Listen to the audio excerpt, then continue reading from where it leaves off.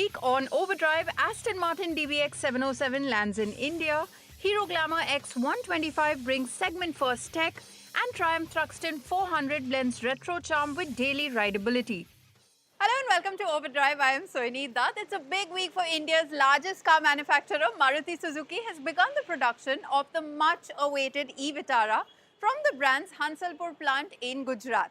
Maruti Suzuki will export the e-Vitara to more than 100 countries. Do head to the OTMag YouTube channel to know more about this plant as well as the brand's latest plans. Now let's shift gears to the world's most powerful luxury SUV. The Aston Martin DBX707 is in India to add a touch of elegance to unrelenting performance. More from Rohit.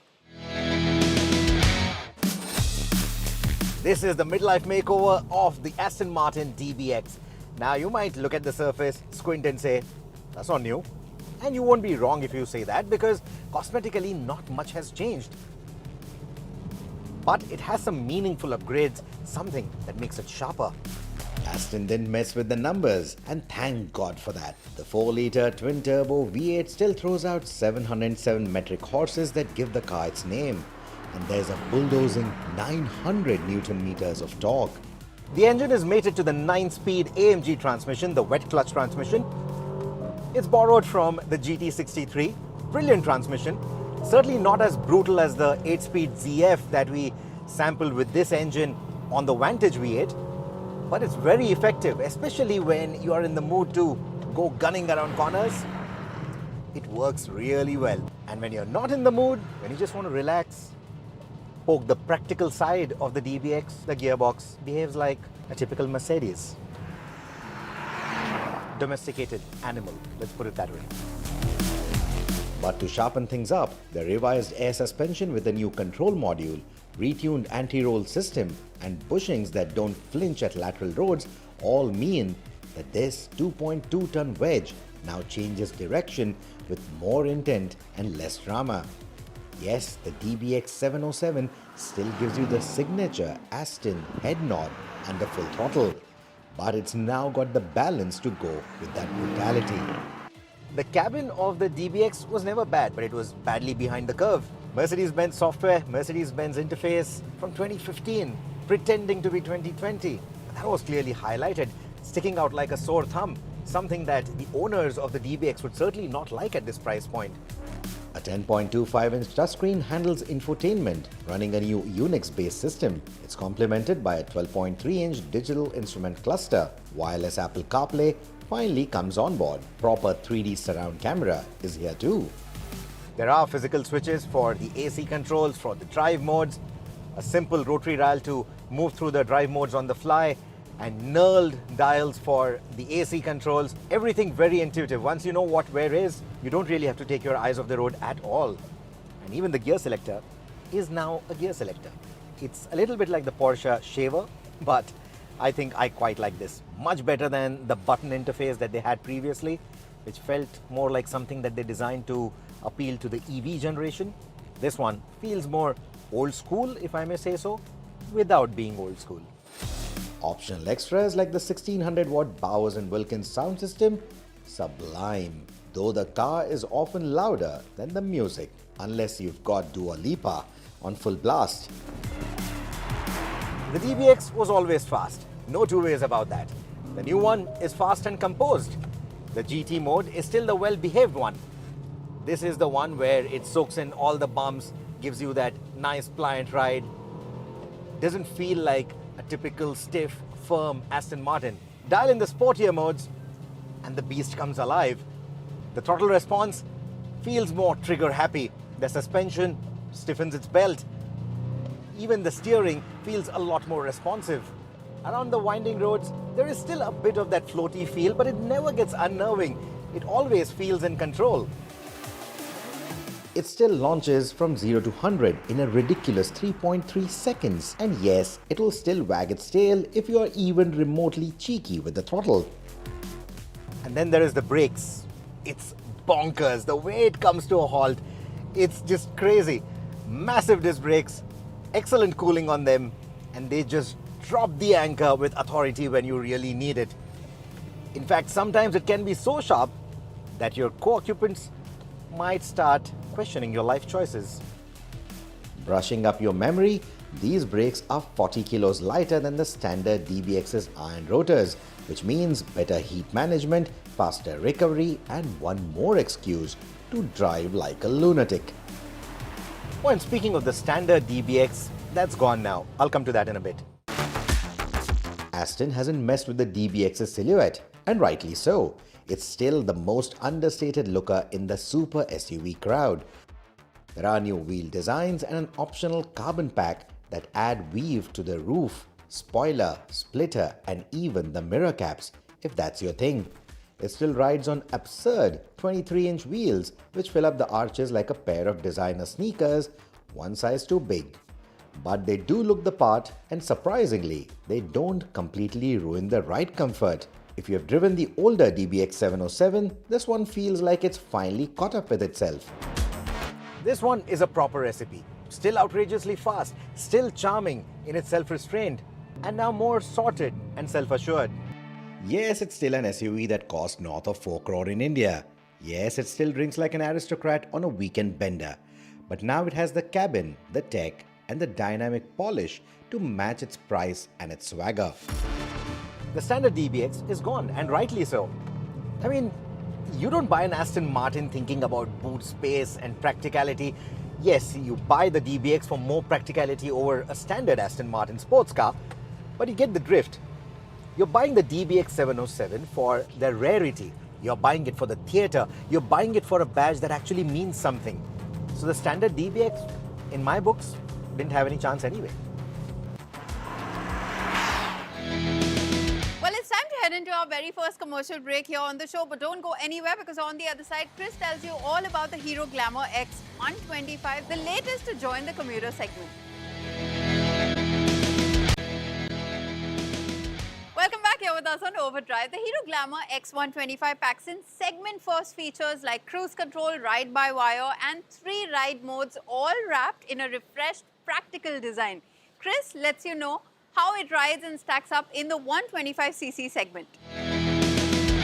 Now, to say that Hero MotoCorp have shaken up the 125cc commuter motorcycle space with this bike, the new Glamour X125, would be a bit of an understatement because, well, although it looks quite similar to what you already have out there in the market as far as 125cc commuters go, well, this promises to be the most feature-rich 125cc commuter there ever was in the country.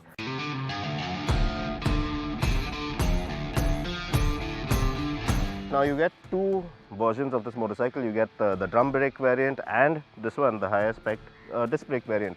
Now let's start off with what this motorcycle is all about design-wise.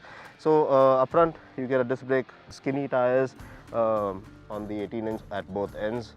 No ABS on offer, strangely. LED lighting all around on this top spec version, and the drum brake variant, well, your turn indicators and your tail light, although they are LED units on this motorcycle, well, you will get halogen lamps on the drum brake version. Also, now you get these nice tank shrouds on the 10-litre tank. So not too big, but 10 liters are good enough for a commuter motorcycle at the end of it. Also, now you get a new colored LCD dash on there, very packed with tech and information. It is quite easy to read, and you also have a sensor in there that detects the amount of light intensity and the brightness that it actually should be readable with. Biggest talking point of this motorcycle has to be, well, the cruise control. First of its segment for 125cc commuter motorcycle. You have ride-by-wire throttle. That's really interesting for this bike as well, because that opens the doorway for ride modes. And you can toggle between your ride modes, your I3S, you can switch it on or off. You also have turn-by-turn navigation on there. And as far as the cruise control goes, well, you can only activate the cruise control once you're in 3rd gear or above, and above the speed of 30 kilometers per hour. Obviously, with the ride modes comes your power delivery. So you have 3 ride modes on there. You have road, power, and eco. Depending on how you want your power to be delivered and the way you want it to be as efficient. Also, now you get a USB-C type charger port right there for you, so you can charge your phone or other devices on the go. That should make things rather convenient. And yeah, that is in essence is what the motorcycle has in terms of features. Now the engine has been carried over straight from the Extreme 125. Same amount of power and torque on tap as well. So little over 11 PS of max power, about 10.5 Nm of max torque. The really interesting thing with this bike is the fact that you have ride-by-wire throttle, you have cruise control, and you also get a kickstart. Now you have a 5-speed gearbox on there, rather simplistic. As you can see, the gear shifter, you have a heel shift as well, which speaks of its commuter motorcycle intentions. Alright, so in terms of performance, I found the Glamour X to do quite well. Now you have a good amount of power and torque on tap, and that 5-speed gearbox is set up really nicely, keeps it very tractable. High gears, low speeds, this motorcycle does it very well because you can pull away from around 25 kilometers per hour in fifth without the use of a clutch, and yes, everything is all hunky-dory. Now the 3 ride modes, yes, they do make a big difference in each ride mode depending on your preference for power and efficiency as well. I was very impressed with the way the chassis and that swing arm holds up, and of course cruise control. Now this is a big talking point. Everyone or most of you will think, why would you actually want cruise control, a feature like cruise control on a motorcycle, a 125cc motorcycle? You get a 30 mm telescopic fork up front, and you have twin shocks with some preload adjustability at the rear. The seat height is stated at around 790 mm, so not too bad height-wise. Goes on par with the current scenario and the crop of motorcycles in this given category. Now, there are signs that Hero have cut some corners as far as costing is concerned.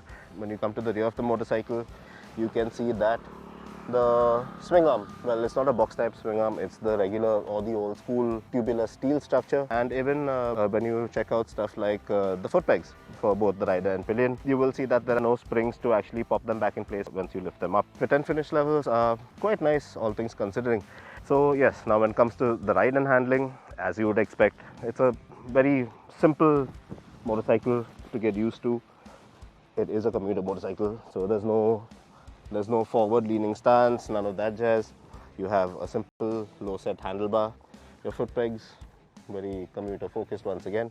And yeah, if you plan on riding this motorcycle for long hours, or you have a long day on this motorcycle, it is a very comfortable motorcycle to ride because the position dictates that. Alright, so 1 lakh rupees for this top spec disc brake variant of the Glamour X, or X showroom of course. For 10 grand cheaper actually, you will get the drum brake variant with a couple of less features. But with all this bike has to offer in terms of aesthetics, the X-shaped lights, LEDs, all around, the amount of tech you have on there, the engine, the performance, the level of comfort and, well, practicality of this motorcycle, well, it makes a lot of sense, including the fit and finish was quite nice actually on this bike. Well, it's time to head into our final commercial break here on the show, but don't go anywhere because on the other side we get you familiarized with the latest cafe racer from Triumph. Welcome back. You're with us on Overdrive. Blending retro charm with modern performance, the new Thruxton 400 is unmistakably Triumph. It's time to experience this legendary cafe racer reimagined for everyday rideability. Hi, 1 Americano please. Thank you. Thruxton. You see, Bajaj and Triumph have done it again. After impressing us with the Speed 400, the Scrambler 400, they have now taken a bold swing at the Cafe Racer Cool. Before you start throwing around the Thruxton name lightly, let's clear the air. This is not just a Speed 400 with a fancy fairing slapped on it. It's a lot more ambitious than that.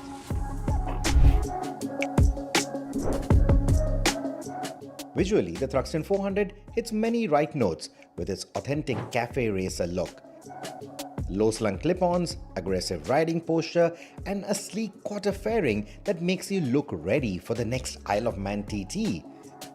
Triumph's heritage shines through beautifully, meshed neatly with Bajaj's acute understanding of affordable thrills. However, there are some curious design choices, like painting the upside-down forks black instead of retaining the premium gold finish of the Speed 400. That feels like a missed opportunity. Even those side panels, they don't have those 3 holes with the mesh, something that defined the Thruxton. That would have been a nice touch. In fact, even the rear end, if they would have done, instead of that stubby Speed 400 kind of a tail, they would have gone with longer overhangs, stubby yet more rounded rooster tail kind of a fender with fender mounted tail lights and blinkers. Now that would have been a more authentic cafe racer, more authentic Thruxton touch. Powering this mini racer is the same 398cc single-cylinder heart from the Speed 400, but with several key changes. It's the same engine from the Speed 400, but it's uprated now. It's putting out 42 PS of power, and that's not just numbers. It's a full 1 second quicker to the ton. It even revs higher to 10,500 RPM now compared to the Speed 400's 9,500. Even the gearing is different. Even the top speed has been increased to 161 kilometers an hour. The acceleration feels punchier off the line, but the real-world performance advantage only comes alive beyond the 8,000 RPM mark. The mid-range torque remains meaty enough for lazy city riding in higher gears or effortless overtakes, but the engine's character here is more rev-happy and eager than the broad, punchy feel of the bigger Thruxtons. The exhaust note remains essentially the same, so the thrills are more about how quickly it spins to its higher ceiling than any dramatic new soundtrack. Chassis updates back up the engine tweaks. Suspension travel matches the Export Speed 400 with a 140mm front and a 130mm rear travel. While the Thruxton 400 carries over the same vibrate braking hardware from its Triumph 400 siblings, it feels noticeably sharper here, with improved initial bite and more reassuring stopping power. The lever feel is firmer, adding to confidence when braking hard. Tire options include Apollo H1s and MRF zappers, but as we found in the previous tests, the Apollos deliver significantly more grip and composure, making them the better pick for spirited riding. The instrumentation feels a touch too modern for a bike wearing the Thruxton badge. Something more in line with the twin clock setup of the original Thruxton would have been far more authentic and better suited for this retro cafe racer. What's in the name, you would ask, but the Thruxton badge, it raises eyebrows. You know, Triumph in the past has distanced its smaller motorcycles from the Bonneville nameplate. They even rebranded the smaller Bonnie into a Speed Twin. They completely axed the Thruxton nameplate as well, and yet they decided to bring it back on this 400. Authenticity aside, I think Triumph is just trying to test waters here and see if nostalgia, brand value is able to get that market footing that they want. To me, the Thruxton 400 lacks some of the authenticity I would expect from this badge. The naming plate on the side panel looks vertically stretched and out of scale, and the overall styling feels too modern, more in line with a Speed Triple RR than the classic Thruxton. It is probably a deliberate move to attract the younger audience that the 400cc segment targets, but for purists, it may feel like a missed opportunity. That said, the dwindling sales of the Thruxton 1200 that eventually led to its demise suggest that this style of cafe racer may not have huge following in 2025, especially at this price point. And the modern Thruxton 400 seems to be acknowledging that reality while trying to court a different crowd. Priced at Rs 2.75 lakh at showroom, it's aimed at riders who might otherwise eye Royal Enfield's Continental GT650 or other retro-style machines. Positioned between entry-level and premium options, it could be the sweet spot for enthusiasts moving up from Pulsars and Apaches as well. Bajaj should also consider offering a trade-in scheme for current customers, including those of the Speed 400 or T4, since upgrade would be a bolt-on retrofit job. You see, the Thruxton 400, it looks very stylish, it handles really well, it looks desirable, but I think it's still going to have a very niche market for itself. It's positioned over the Speed 400, but despite that, the price point is such that it will not just attract new riders, it will also attract returning riders, seasoned riders, someone who want to have a Triumph in their garage, someone who want something stylish to add to their evening meets, coffee meets, breakfast rides, etc. So I think from that perspective, it absolutely nails it. Will it be a mass market offering like the Pulsar 220F? I don't think so. That's not going to happen. It's not going to find that level of street cred, that level of mass appeal. But at the same time, if you've been avoiding something like a Pulsar 220F because of its rough and ready attitude, then this is the more stylish, sophisticated and premium alternative that you should definitely look at. With that, it's a wrap on this week's edition of Overdrive. But remember, you can stay in touch with the team through our various social media platforms. You can write to us on YouTube as well. We'll see you next week. Until then, many thanks for watching. Drive and ride safe.